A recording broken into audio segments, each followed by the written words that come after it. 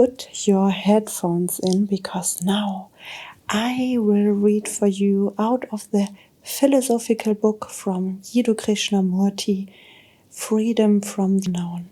This is part 12. Part 12, and you are more than invited to listen to my RSMR reading.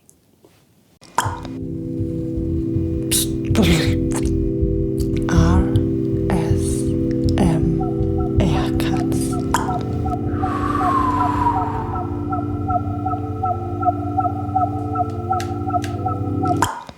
The observer and the observed.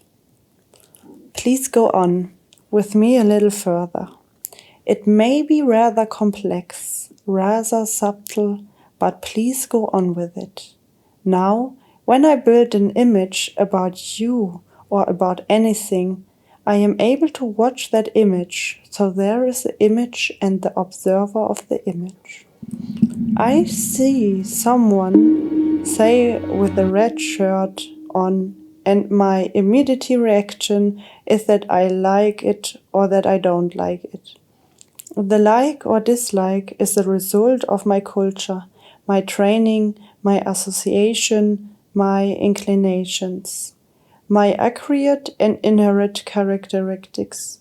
It is from that center that I observe and make my judgment, and thus the observer is separate from the thing he observes. But the observer is aware of more than one image. He creates thousands of images. But is the observer different from these images? Isn't he just another image? He is always adding to and subtracting from what he is. He is a living thing all the time, waiting, comparing, judging, modifying and changing as a result of pressures from outside and within. Living in the field of consciousness, which is his own knowledge, influence and immeasurable calculations. At the same time, when you look at the observer, who is yourself, you see that he is made up of memories, experiences, accidents, influences, traditions, and infinity varieties of suffering, all which are the past. So the observer is both the past and the present, and tomorrow is waiting, and that is also part of him. He is half alive and half dead, and with this death and life he is looking with the dead and living live. And in that state of mind which is within the field of time, you, the observer, look at fear, at jealousy, at war, at family, that ugly enclosed entity called the family, and try to solve the problems of the thing observed, which is the challenge, the new. You are always translation the new in terms of the old, and therefore you are everlastingly in conflict. One image as the observer observes dozens of other images around himself and inside himself. And he says, I like this image, I'm going to keep it, or I don't like that image, so I get rid of it. But the observer himself has been put together by various images which have come into being through reacting to various other images. So we come to a point where we can say the observer is also the image, only he has separated himself observers. The observer who has come into being through various other images thinks himself permanent and between himself and the images he has created. There is a division, a time interval. This creates conflict between himself and the images he believes to be the cause of his troubles. So then he says, I must get rid of this conflict. But the very desire to get rid of the conflict creates another image, awareness of all this, which is real meditation, has revealed that there is a central image put together by all the other images. And this central image, the observer, is the censor, the experiencer, the evaluator, the judge who wants to conquer a subject to other images or destroy them altogether. The other images are the result of judgments, opinions, and conclusions by the observer. And the observer is the result of all the other images. Therefore, the observer is the observed. So awareness has revealed the different states of one's mind, has revealed the various images, and the contraction between the images have revealed the resulting conflict and the desires at not being able to do anything about it, and the various attempts to escape from it. All this has been revealed through cautious, hesitant awareness. And then comes the awareness that the observer is the observed. It is not a superior entity who becomes aware of this. It is not a higher self. The superior entity, the higher self, are merely inventions, further images. It is the awareness itself which had revealed that the observer is the observed. If you ask yourself a question, who is the entity? Who is going to receive the answer? And who is the entity who is going to inquire? If the entity is part of consciousness, part of thought, then it is incapable of finding out. What it can find out is only a state of awareness. But if in that state of awareness there is still an entity who says, I must be aware, I must be practice awareness, that again is another image. This awareness that the observer is the observed is not a process of identifying with observed. To identify ourselves with something is fairly easy. Most of us identify ourselves with something, with our family, our husband and our wife, our nation, and that leads to great misery and great wars. We are considering something entirely different, and we must understand it not verbally but in a core, right at the root of our being. In ancient China, before an artist began to paint anything, a tree, for instance, he would sit down in front of this for days, months, and years. It didn't matter how long, until he was the tree. He did not identify himself with the tree, but he was the tree. This means that there was no space between him and the tree, no space between the observer and the observed, no experience expressing the beauty, the movement, the shadow, the depth of a leaf, the quality of color. He was totally the tree, and in the state only could he paint. Any movement on the part of the observer, if he has not realized that the observer is the observed, creates only another series of images, and again he caught in them. But what takes place when the observer is aware that the observer is observed? Go slowly, go very slowly, because it is a very complex thing we are going into now. What takes place? The observer does not act at all. The observer have always said, I must do something about these images. I must suppress them or give them a different shape. He is always active in regard to the observed, acting and reacting, passionately or casually. And this acting of like and dislike on the part of the observer is called positive action. I like, therefore, I must hold. I dislike, therefore, I must get rid of it. But when the observer realizes that the thing about which he is acting is himself, then there is no conflict between himself and the image.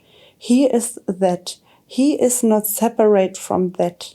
When he was separate, he did or he tried to do something about it.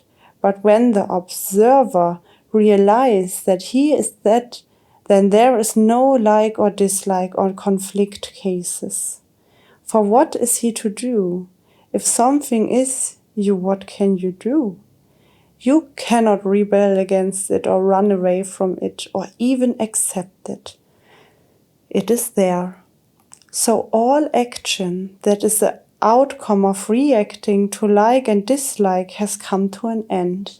Then you will find that there is an awareness that has become tremendously alive. It is not bound to any central issue or any image. And from that intensity of awareness, there is a different quality of attention, and therefore the mind, because the mind is this awareness, has become extraordinary, sensitive, and highly intelligent.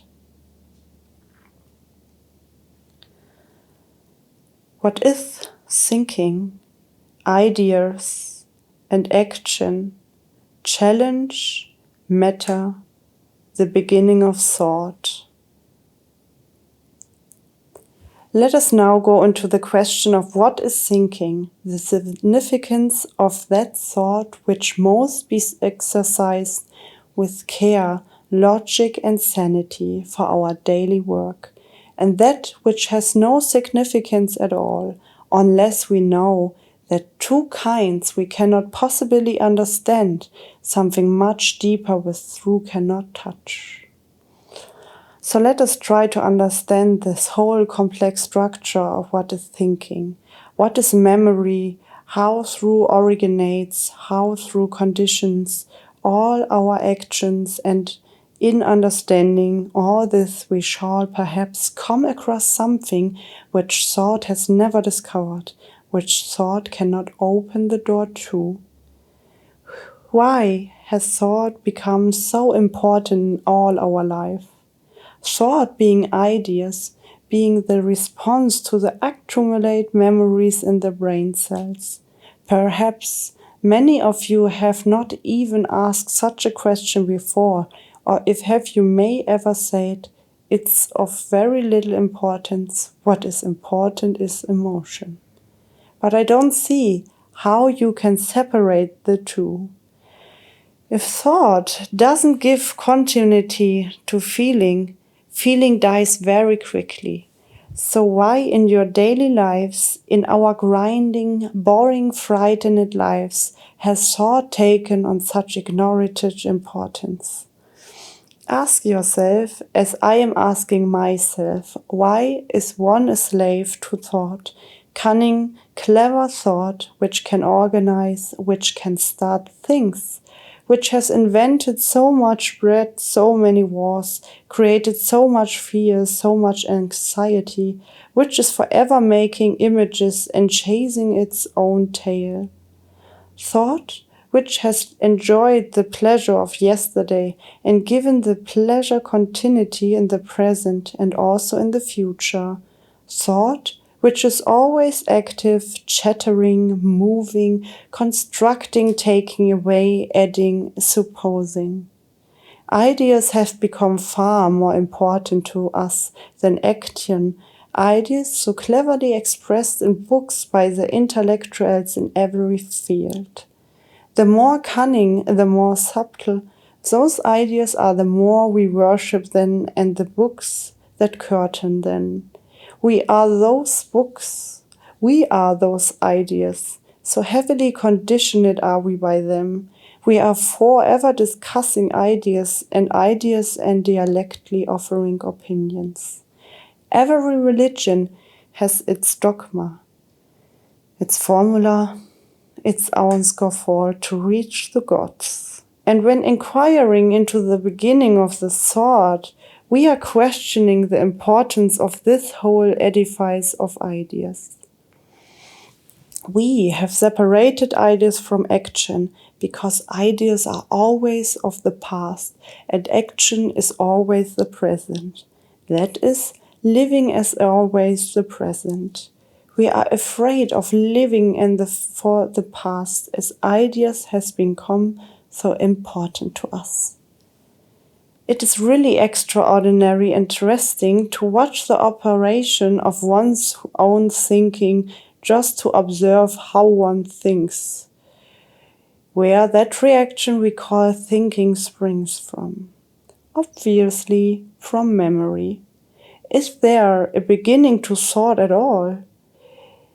If there is, can we find out its beginning?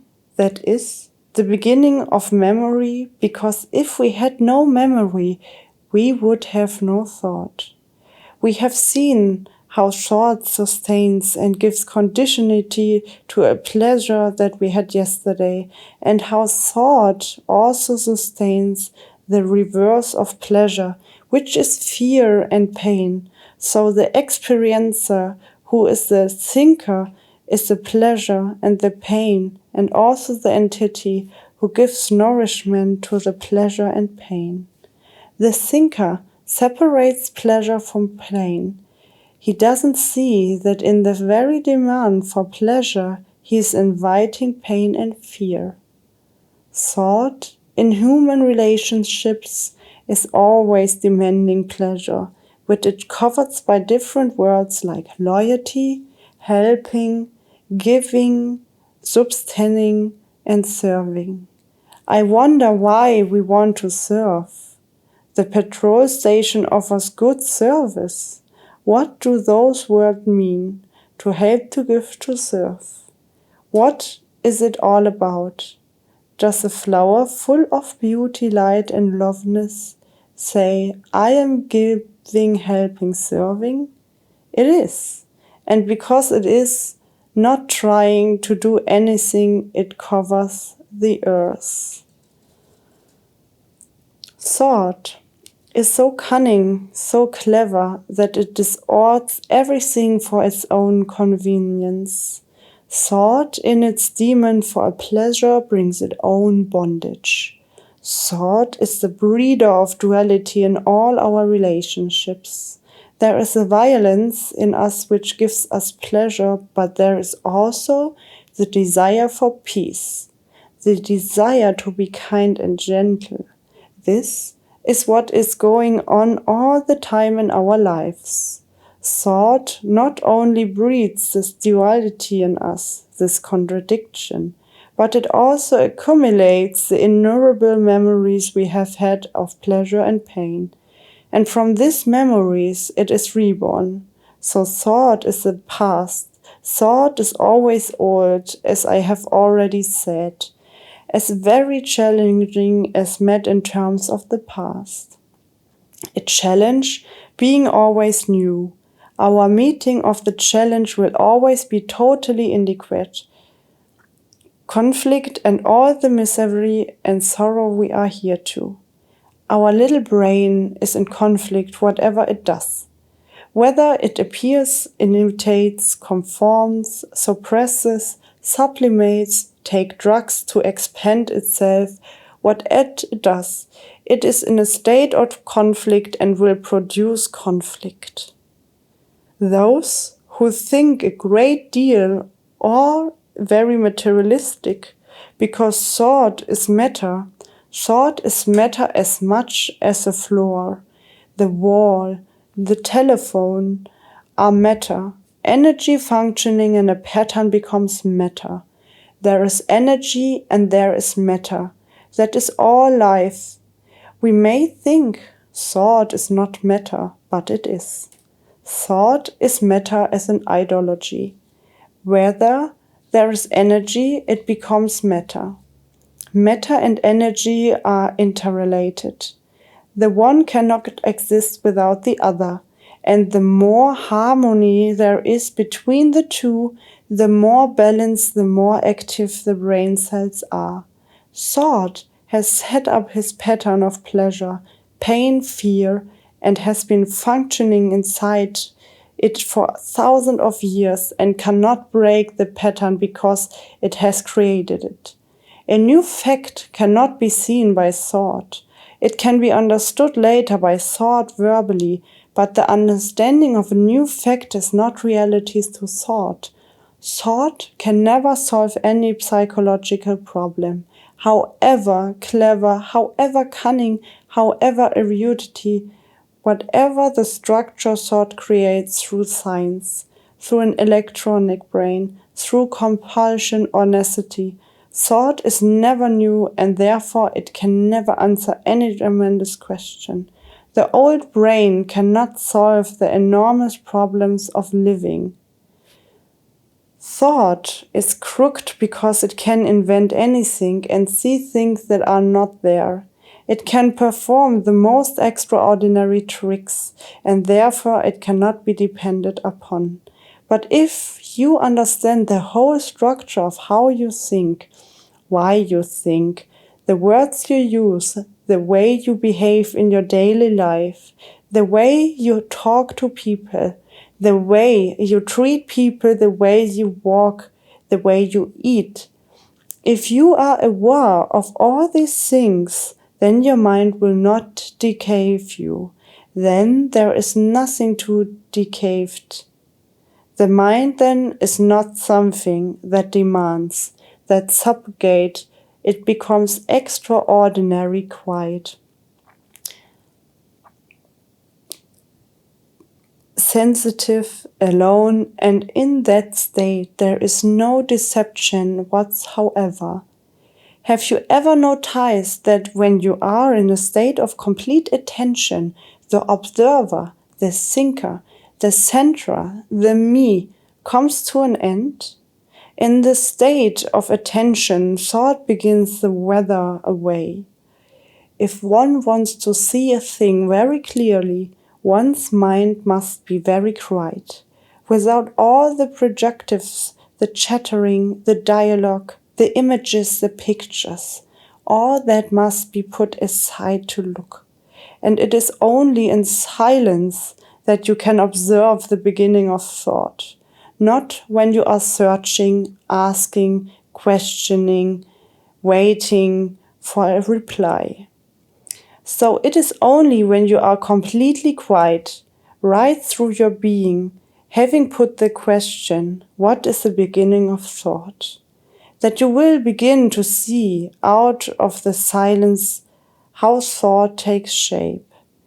If there is an awareness of how thought begins, then there is no need to control thought. We spend a great deal of time and waste, a great deal of energy all through our lives, not only at school trying to control our thoughts. This is a good thought, I must think about it a lot. This is an ugly thought, I must suppress it. There is a battle going on all the time between one thought and another. One desires and another, one pleasure dominating all other pleasures. But if there is an awareness of the beginning of thought, then there is no contradiction in thought.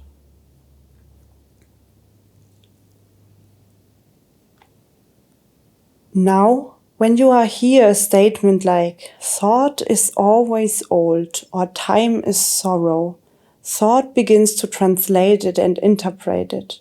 But the translation and interpretation are based on yesterday knowledge and experience.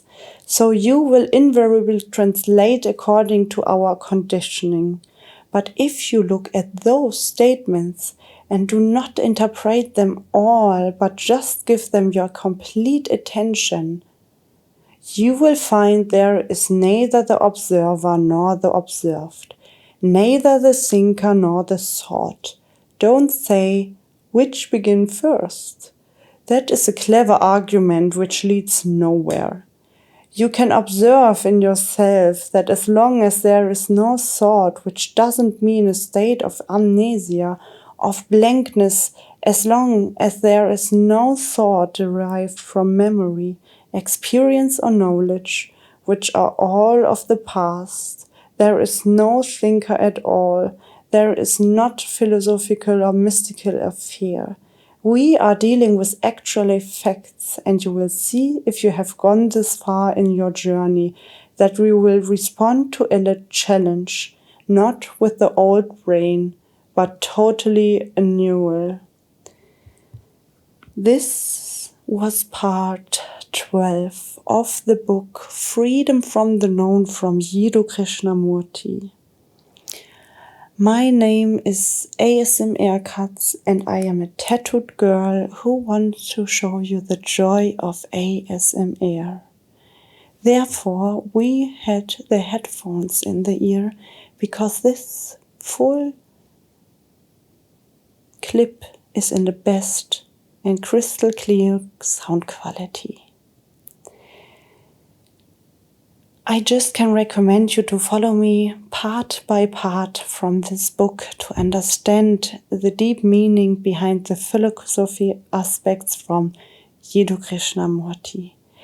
Not everything is directly understandable, and therefore you can click again and again on the video you want to see from me and listen to the words he written down for us.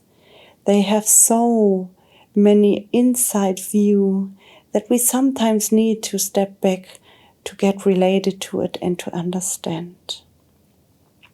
If you liked this clip, feel free to follow and subscribe to my YouTube channel. When you click on the notification bell, you will see every Saturday and Wednesday every Sunday and Wednesday, a new ASMR clip of mine here. Books is not the only thing I read. I also make videos about motivation, routines, about mukbang and food ASMR. And there are so many different things to explore with the medium ASMR because it is without any rule. And so I can show you my little world here. So if you like it, feel free to write a comment here under this clip.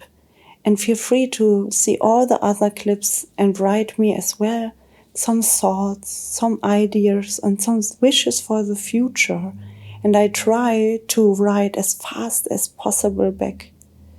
Because I love interaction here on this platform, and I would like to get to know you as well a bit better.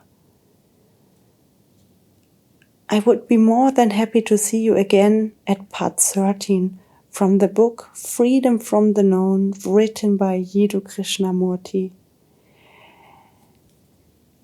I hope that you have a pleasant time. Doesn't matter if you are triggered or which tingles are right on.